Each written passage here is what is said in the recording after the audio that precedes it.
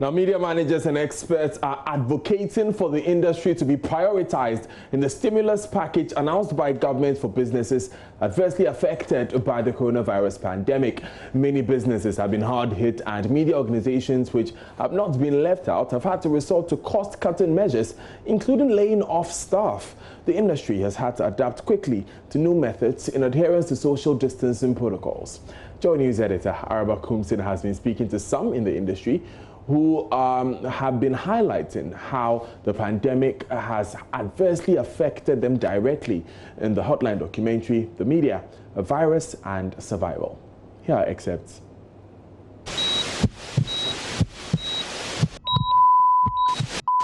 Covid-19, the deadly virus which has spread to every continent on the globe. What's it like to actually have the coronavirus and undergo treatment for it?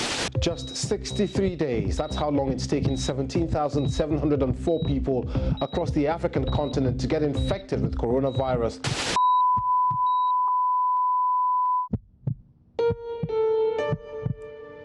The lives of thousands have been snuffed out as the ripples of an unprecedented pandemic, the COVID-19, the scale of which has never been witnessed before, reverberated across the globe, bringing robust economies to their knees and putting almost every sector, including the media, in distress.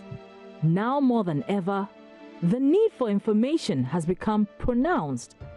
But how will Ghana's news media navigate these uncharted waters to live up to their mandate as they reel under the impact of this pandemic?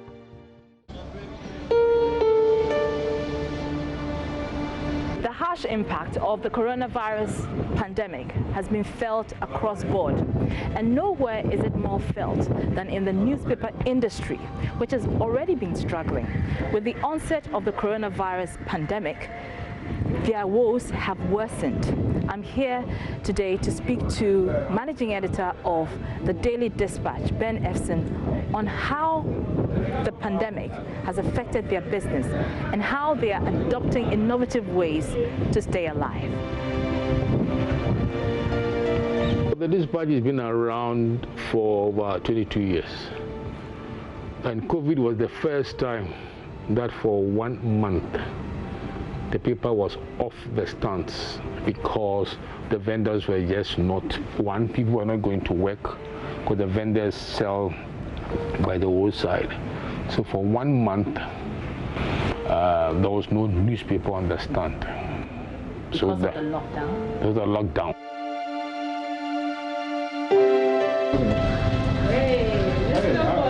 Executive editor of the Daily Guide newspaper, Fortune ALIMI, has lived this experience too.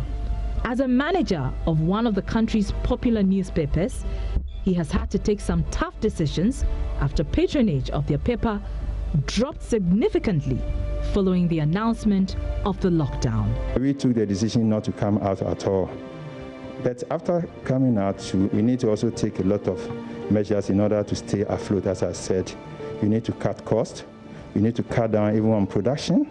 We need to cut down on the hours of production so that we save production costs, electricity, transportation, fueling. We need to cut down on a lot of these things. Let's talk about the impact it's had on the business. You mentioned that people were not patronizing the newspapers, especially during the lockdown. Why is that? Why is that? Because people were not out. 2, the vendors were not even there. Even if they were there, they were not ready to also sacrifice their lives because they are also dealing with the public, the handling of money. You realize that one of the means of transmission of this disease is handling of money. You see traders, hearing traders also contracting the disease. Where did they get it from? Through money.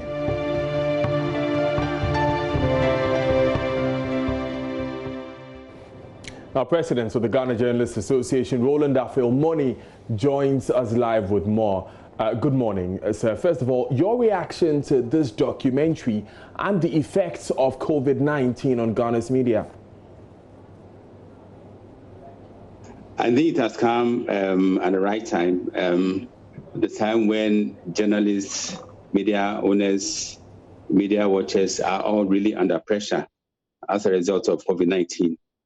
In fact, we did anticipate the devastating impact of COVID-19 on the media. And so we put together a proposal after we had spoken to the government. And the proposal was presented to His Excellency the President, after which we held a closed-door meeting to look at how best the government can assist the media to survive during these hellish periods. In fact, the highlight of the proposal was that government should waive corporate spectrum and corporate fees for 2020. Tax waivers should also be given to media houses. We also propose that journalists who are frontliners by every stretch of imagination should also be given some allowances, 50% of their salaries for 3 months. And we also propose that the advertising revenue should be intensified so that journalists will survive what they are going through. We did a follow-up Zoom meeting last week, and we are hopeful that the proposal will receive a favorable response from officialdom. Right. Dr. Afil, thank you so much for joining us. Looks like a lot is being done to ensure that the media industry is not too affected by the COVID-19 pandemic.